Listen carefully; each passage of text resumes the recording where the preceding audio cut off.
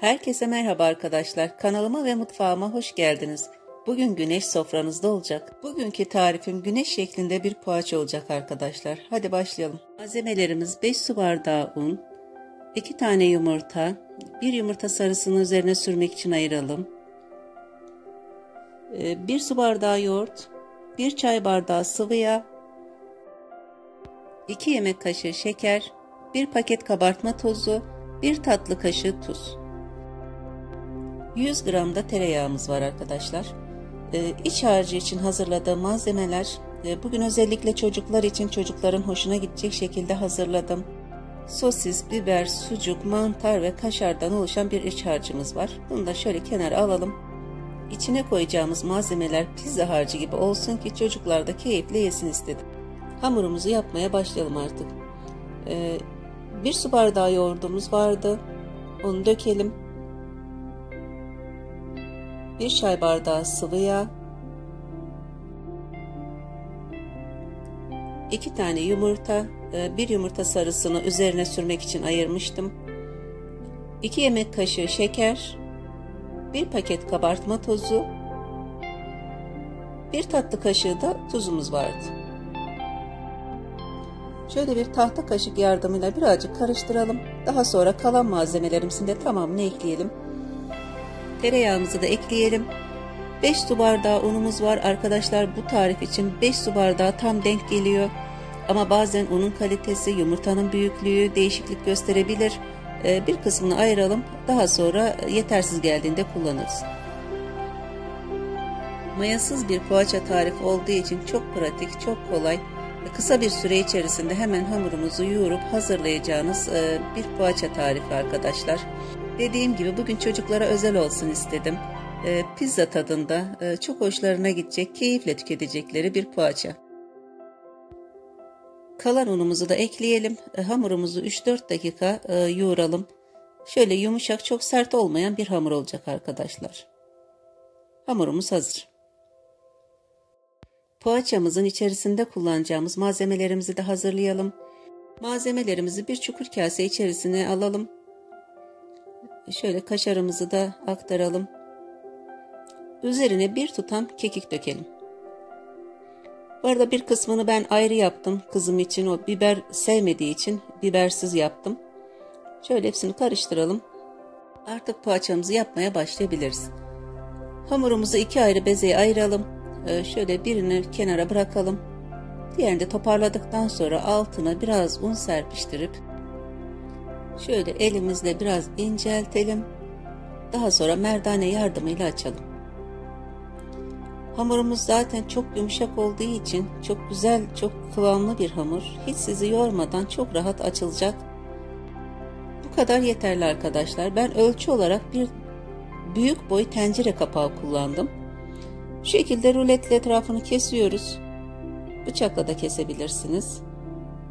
Kalan etrafındaki hamurları çıkartıp alalım. Bir kenara koyalım. Açtığım yufkayı bir kenara aldıktan sonra ikinci yufkamızı da açmaya başlayalım. Aynı şekilde aynı büyüklükte ikinci yufkamızı da açalım. Gerçekten hiç hamur sizi zorlamayacak, çok rahat, kolayca açılabilecek bir hamur. İkinci yufkamızı da açtık. Aynı şekilde rulet yardımıyla keselim. Etrafında çıkan hamurlarımızı da şöyle diğer hamurla birleştirip daha sonra minik poğaçalar yapalım. Şöyle yufkamızı kenara alalım. Diğer yufkamızı da getirelim. Yağlı kağıt üzerine koyduğum ilk yufkamızın üzerine harcımızı yerleştirelim. Küçük bir kısmını ayrı hazırlamıştım. Bibersiz olan bu. Bunu orta yerine koymak istiyorum. Şöyle ortada bibersiz olan olsun.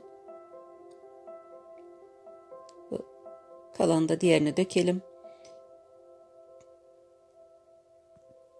Diğer malzememizi de etrafına güzelce bir şekilde çok kenara ve çok ortaya yaklaşmayacak şekilde şöyle kenardan bir boşluk bırakalım.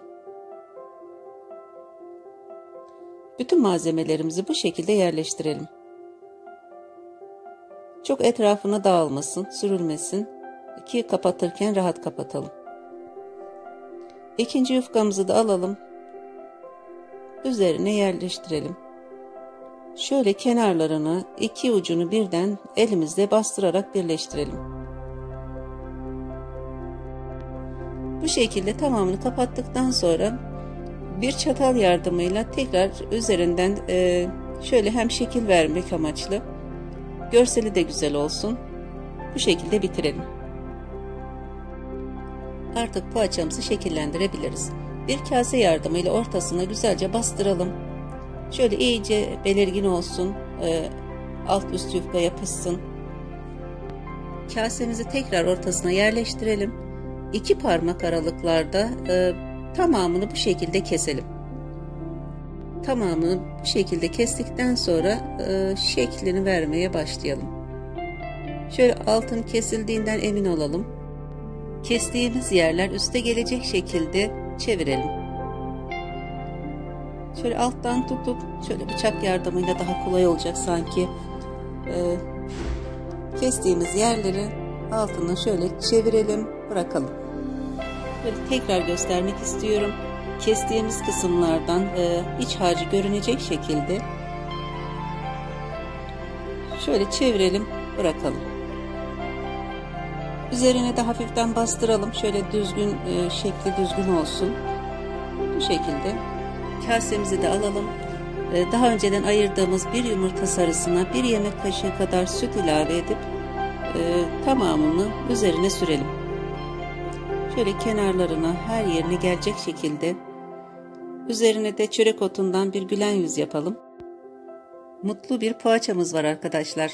Şahane görünüyor. Afiyet olsun. Eğer videomu beğendiyseniz beğeni butonuna basmayı unutmayın lütfen. Hoşça kalın.